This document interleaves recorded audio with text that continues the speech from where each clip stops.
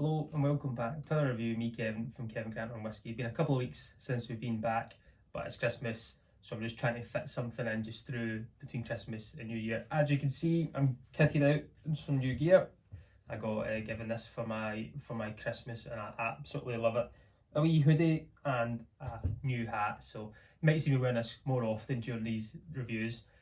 But let's get into this whisky. So what I've got here is a new bottle. It's the Old Perth.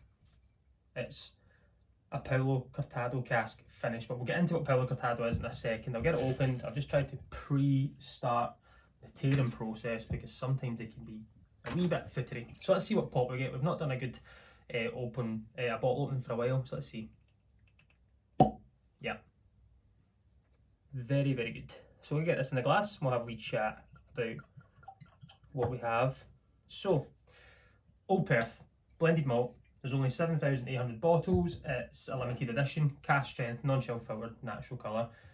This comes from Morrison Distillers, who own Aberaggy Distillery, which is, I think, in kind of Fife way. I've actually driven by it a couple of times. I've still never been in.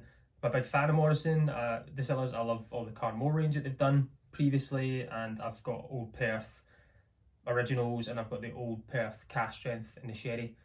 What Old Perth always is, they'll always mature in sherry casks and they'll have a finish in something, or they'll just have a full maturation in sherry casks. We talk about blended malts, and this is a blended malt. The word blend, it can throw people off, but with a blended malt is malt distilleries, the casks have been brought from there and then they've been married together, put into a massive vat, and then been finished in the Palo Cortado cask. So I'm not sure what's in here, but I'm going to probably say it's going to be space out, it's going to be nice and light. Things that really go well in sherry, but I've got no idea to even start. But malt distilleries is what we have to look at. So it could be a mixture of 2, 3, 4, 5. I've no idea. But we're at 55.8% ABV, and as I've said, non-chill filtered, natural colour, 7,800 bottles. This has been finished in a Palo Cortado casks, which Palo Cortado casks aren't the most common, as I'm led to believe. It was, to an extent, a mistake in how Palo Cortado was made. I think the first time it came out, what they do is they'll get casks just like big whiskey casks, but it'll be a massive cask. They'll put, it's like a Amontillado sherry goes in there, and it's getting mixed with Oloroso sherries. They're kind of the main thing to make Palo Cortado. But there's certain processes when the Amontillado sherry goes in to the cask, a layer at the top, kind of like a foam layer, protects it, and it's kind of working in the background underneath that foam layer, doing its thing. When that gets splashed around and alcohol gets added, they'll add brand date points. I think they add brand date points, and then that brings the alcohol up to about 18% ABV, and that changes to an Oloroso style, just Oloroso style and Amontillado. Then it goes together and it comes out this weirdly wonderful thing. It's something I was trying to find a little bit about, but it's got oxidation, it's a tough one to say. It's got kind of, I would say, science in behind it that I am not too clued up on, as you can see. I've had Palo Cortado cask before, I've absolutely loved it. Sherry cask to start, Palo Cortado to finish, and this is what we've got. Just by looking at the bottle, the colour of the whiskey straight away is just stunning. The look of the bottle, everything about it is great. I've got it in the glass. Obviously this is the first pour, so this could be quite tight, it could be open. When I opened it and just popped it, I got first initial nose on it and it smelled great. I really enjoyed that, just kind of little quick hint.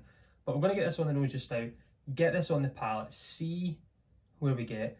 Legs are great, it's sticky, gooey looking, it's taking its time to come down, and that's that ABV, the non-chill filtered, right? It's just taking its time to bring itself back in the glass. You've got your cherry notes for sure, like Gateau Forest Floor cherries and things like blackberries. There's a kind of chocolate note as well there in the backdrop. Sweet vanilla, like is it like vanilla custard maybe? Like the kind of top of a trifle. You know, I know it's Christmas time and things, but maybe notes are becoming a bit more forefront. but you've got the custard on top, you've got chocolate sprinkles, you've got strawberries and berries and things there. I've definitely got that. It's light, delicate.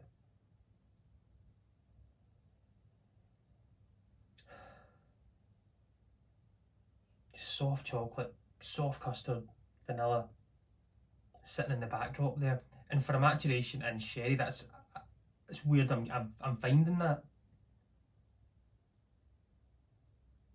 It's got a great nose.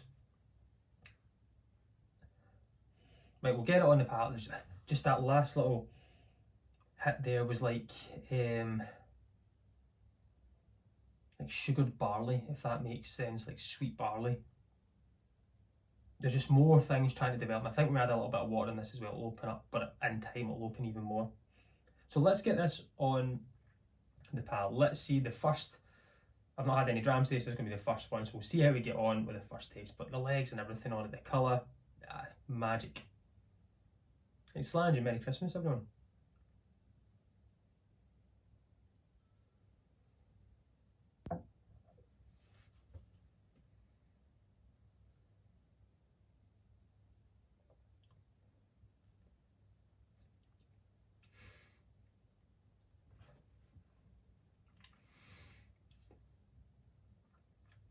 Again, big, bold, chewy, sweet.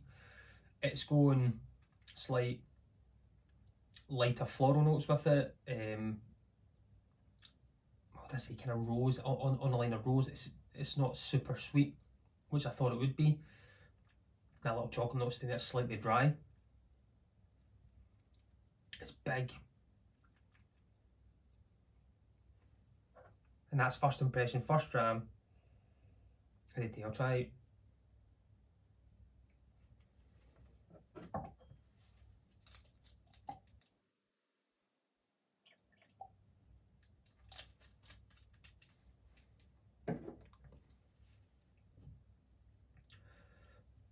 Slightly dry. Rose, maybe kind of rose water, just a hint of it. That blackberry note is staying there, the softer chocolate note is staying there. The big kind of sweet notes disappear on the palate.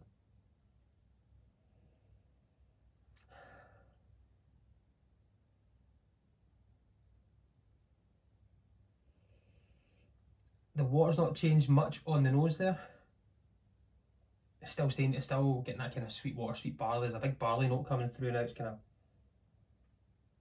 it's a nice like biscuity note, maybe more than anything, maybe biscuit. That's what I'm after.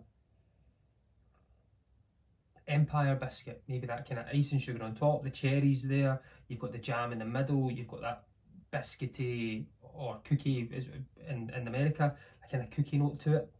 But an Empire biscuit kind of sums this up in one big tasting note. But yeah, that biscuit and a wee side of custard, because I can't get my way off that vanilla note.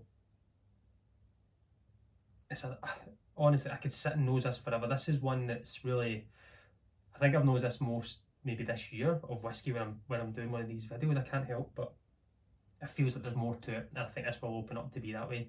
I tried this at the Glasgow Whisky Festival and I absolutely loved it. I remember I'd had a few drams at that point in the day as well, and it did stand out at the time.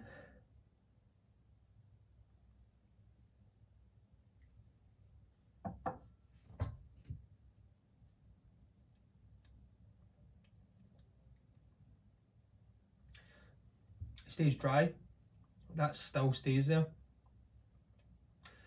That kind of biscuit note is still forefront.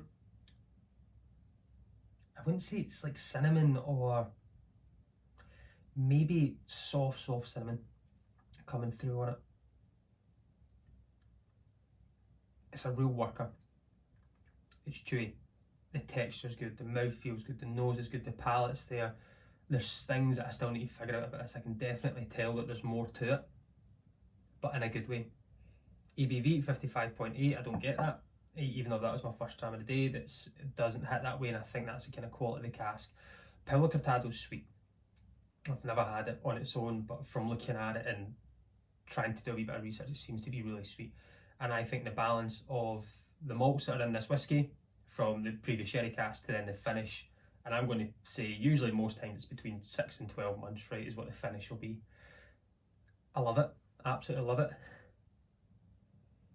And it'll be a huge shout out for this whiskey as well for Tom, who has kindly got me this whiskey.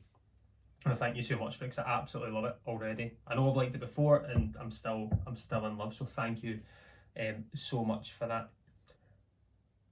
But I'm going to go and sit back, have it, and have another one. I'm off tomorrow, so I've got more time I can spend with this and see how we do.